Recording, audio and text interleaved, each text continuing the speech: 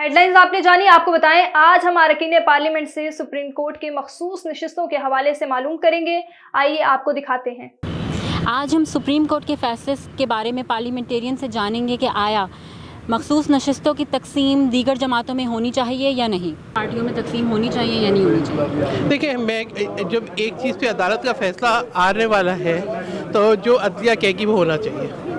लेकिन आपको क्या लगता है इस अदलिया का फैसला इसके अभी फैसला आया नहीं है, मेरा तबसरा बनता नहीं है। क्यों होना चाहिए? तहरीक इंसाफ की हिस्से की नशिस्तें मुफ्त में दे रहे, मुफ्त का माल तो नहीं है, अवाम ने हमें मैंडेट दिया है और ये हमारा राइट है।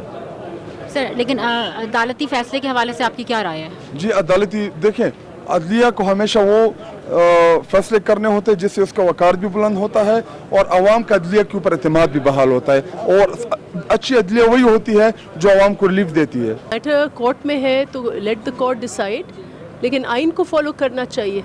लेकिन आइन की इंटरप्रिटेशन भी तो आप देखें ना, कभी कभी जुडिशल ओवररीच भी हो जाती है।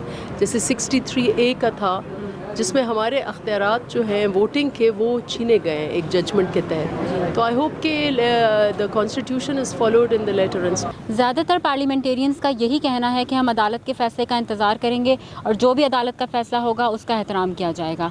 कैमरामैन शहबाज अली के साथ माहा उबैद, A1 TV, इस्लामाबाद।